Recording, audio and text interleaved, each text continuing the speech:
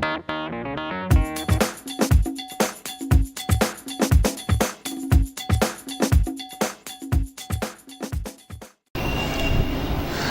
Simon Ditchburn. I'm the Managing Director of the Tudor Group of Companies, and you're watching the onward and upward journey of the Cube condominium.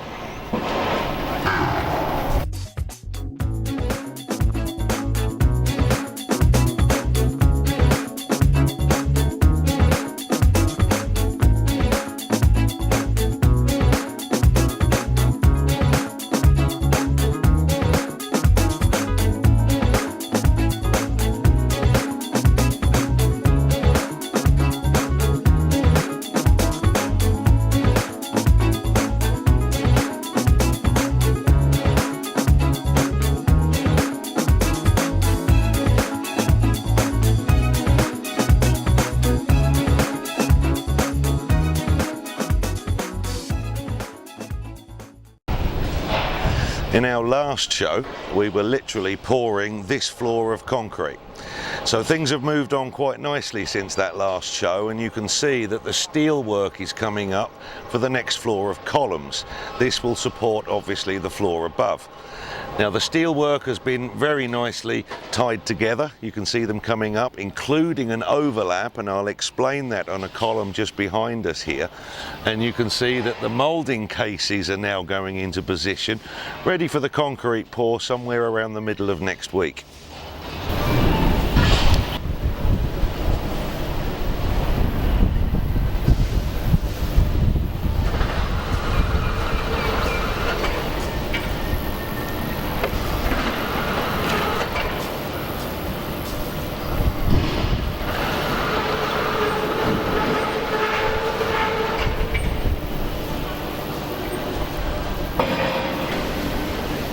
In our previous shows, we haven't touched too much on the columns, so here's a good opportunity before the shuttering casing goes over the top, poured with concrete, never to be seen again. So basically, taking a good look at this steel column, you'll notice the first thing is we have an overrun of steel that's coming from the column of the floor below. And these columns sit directly on top of each other, floor by floor, all the way down to the footing. So the weight of each column and each floor goes all the way through to the footings. Now you'll notice that they're tied together with both rings. There's a small ring grouping things together, and then a larger ring grouping in families and blocks together. And it's also then tied together by wire. This makes a real solid, secure fitting of the wires and all the steel coming together. The next item that you notice is that the steel is bent to one side of that overlap, so that the new piece of steel is actually sitting in the straight line with the piece of steel from the floor below. Now the reason why we do that is if you were to run directly to the side of each piece of steel, you would actually floor by floor be shunting the column across. We need to make sure that those columns run straight. So that bend in the steel with the overlap is really very important. Now in terms of the size of the steel and the way that the rings work to actually bind it all together, this now comes from worldwide engineering that's 100 or more years old. So engineers know that a column of a certain dimension with a certain type of steel inside it will support a certain amount of weight. So really, from an engineer and an architect's point of view, it's a case of copy and paste from previous proven items, columns and buildings that have been built there for hundreds of years before, and you know you're going to be safe even in today's modern times. You just watched one of those shuttering cases being craned into position just now, and you can see a little bit closer here.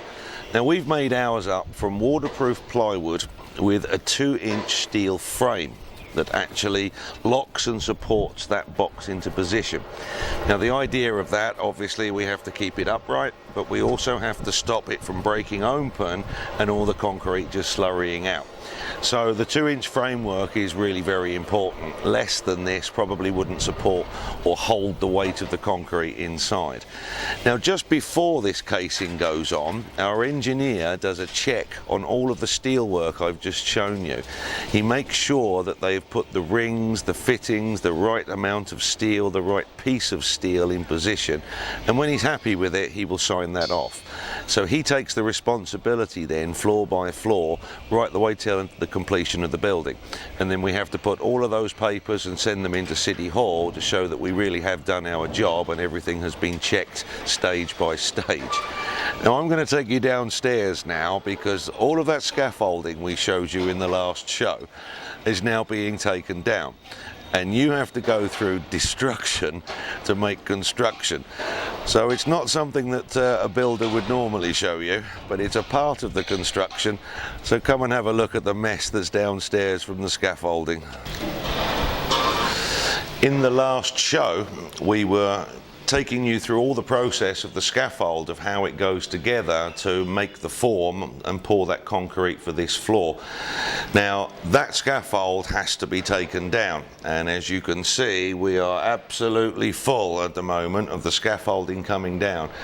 Now it's a real dirty part of the job, and it's a part of destruction to make construction, and it's a necessary part that we can't avoid.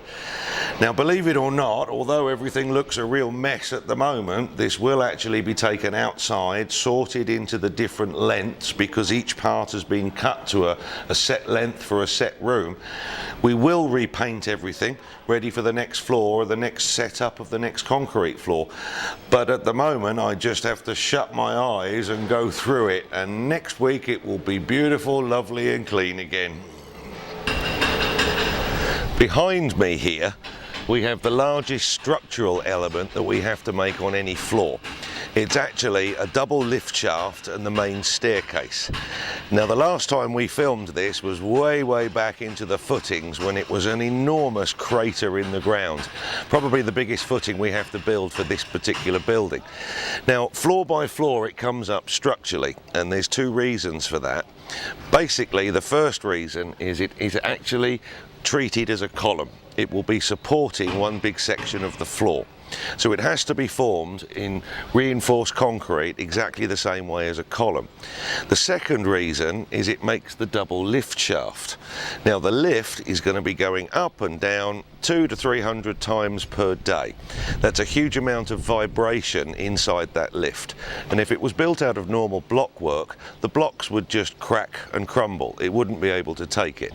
So it has to be all built and designed in reinforced concrete. The steel work goes together exactly the same way as a column.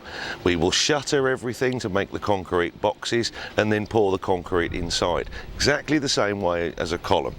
Now the clever bit that we've done here, I have an L-shaped building and the lift shaft that is right in the middle. So the best access point for the crane, so with its turning arc it can reach every corner of the building, was to also put that crane right in the centre. So where's the best place to put it? Inside the lift shaft. Now that's being a little bit clever, to be honest with you. Most companies will put their cranes on the outside of the building and brace it onto the outside of the building. We've been a bit clever here. Now we didn't feed that crane down inside after we built the lift. We built the crane first and then built the lift around the crane. The clever bit, of course, is to try and get that crane out again right at the very end.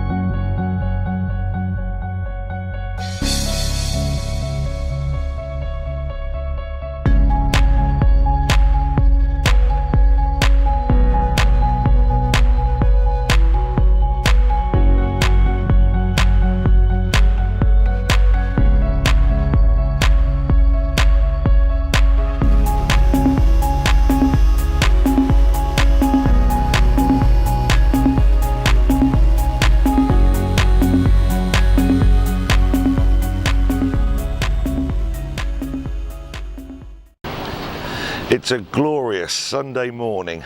I've even had to get the sunglasses out, it's so good this morning. And the first truck of concrete has just arrived, so we can finish off the lift and the last few columns that are sitting there behind me.